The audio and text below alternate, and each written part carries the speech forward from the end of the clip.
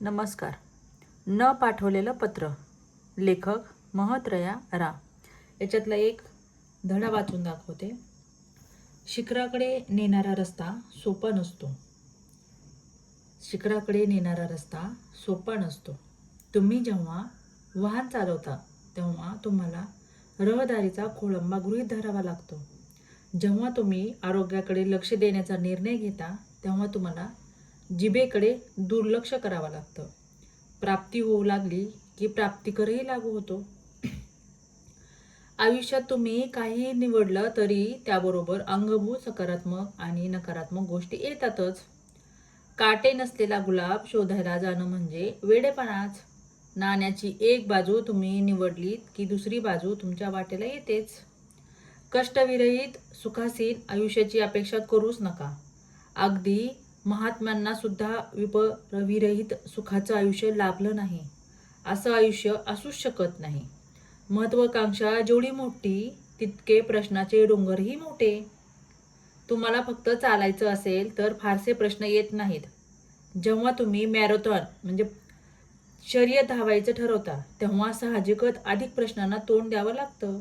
जेव्हा तुम्ही फक्त अस्तित्व राखून जगायचा निर्णय घेता तेव्हा तुम्हाला कमी प्रश्न पडतात. पण जेव्हा तुम्ही तुमच्या सुप्त क्षमतांना साजेसं जगायचं आव्हान स्वीकारता तेव्हा तुम्हाला अधिक आणि मोठे प्रश्न सोडवायलाच लागतात.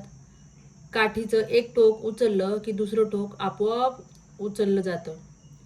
टाकीचे घाव सोसल्याशिवाय देवाला पण देवपण येत नाही. शिखराकडे जाण्याचा रस्ता सोपा नसतो आणि शिखर ज्यांनी गाठलं त्यांना ते सोपं कधीच गेलं नाही. अखेरीस इतिहास वाचणारा आणि इतिहास घडवणारा यांच्यात फरक असणारच.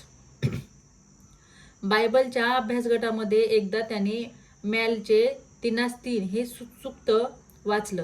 तो चांदी आणि चमकदार आणि शुद्ध बनवणाऱ्या कारागिराप्रमाणे अधिष्ठित होईल. परमेश्वराच्या व्यक्तिमत्वावर आणि स्वभावावर यामधून काय प्रकाश पडतो? त्या आठवड्यात गटातील एका महिलेनं एका चांदीच्या कारागिराला भेट देऊन त्याच्या कामाचं निरीक्षण केलं. कारागिरानं चांदीचा एक तुकडा विस्तावर धरून तो तापायला सुरुवात केली. त्यानं स्पष्ट केलं की चांदीमधलं सर्व अशुद्ध जळून जाण्यासाठी तो तुकडा विस्तवाच्या मधोमध जिथं जाळं सर्वाधिक दाहक असेल तिथं धरणं आवश्यक असतं. त्या महिलेने कारागिराला विचारलं की त्याला त्या जाळापुढं पूर्ण वेळ बसून राहणं भाग असतं का? कारागिरानं होकार देत सांगितलं, केवळ तो तुकडा धरून बसत नाही तर तो संपूर्ण वेळ त्या तुकड्यावर नजर खिळवून ठेवावी लागते. चांदी जर ज्वाळेमध्ये क्षणभरही जास्त वेळ जळत राहिली तरी तिचं नुकसान होतं.